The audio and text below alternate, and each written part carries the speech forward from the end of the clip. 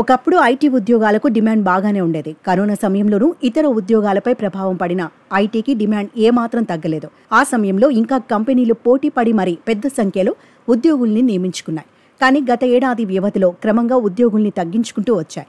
నష్టాల్ని తగ్గించుకునేందుకు ఈ విధానం అవలంబించాయి. మళ్లీ పరిస్థితి మారిపోయింది. ఇటీవలి ఐటీ కంపెనీలు కష్టాల నుంచి బయటకు వస్తున్నాయి. మళ్లీ లాభాల బాట పడుతున్నాయి. ఈ క్రమంలో ఐటీ నియామకాలు పెరుగుతున్నాయని పలు నివేదికలు చెబుతున్నాయి. ఐటీ కంపెనీలు మళ్లీ నియామకాలకు సిద్ధమవుతున్నాయి. ఈ క్రమంలో తమ కంపెనీలో కొత్త నియామకాలు ఏమాత్రం ఆగవని ప్రముఖ ఐటీ సేవలు కన్సల్టింగ్ సంస్థ యాక్సెంచర్ స్పష్టం చేసింది.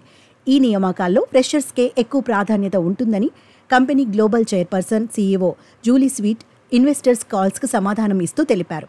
కొత్త నియామకాల్లో ఎక్కువ భాగం భారత్లోనే ఉంటాయని ఆమె చెప్పారు. తాము భారత్లో నియామకాలు పెంచుతున్నామని, ఇందులో ఎక్కువ టెక్నాలజీకి సంబంధించిన నియామకాలేనని అన్నారు.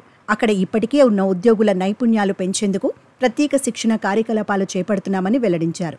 అయితే భారత్లో ఎంతమంది ఉద్యోగులను కొత్తగా తీసుకునేది యాక్సెంచర్ సీఈఓ వెల్లడించలేదు. ప్రస్తుతం అంతర్జాతీయంగా యాక్సెంచర్ కేంద్రాల్లో 7.74 లక్షల మంది పనిచేస్తుంటే అందులో 3 లక్షల మందికి పైగా భారత్లోనే పనిచేస్తున్నారు.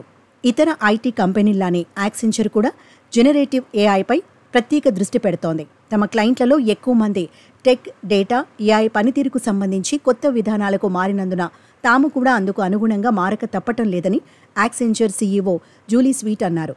తమ ఉద్యోగుల్లో ఇప్పటికే దాదాపు 57,000 మందికి ఏఐ, డేటా టెక్నాలజీపై శిక్షణ ఇచ్చామన్నారు.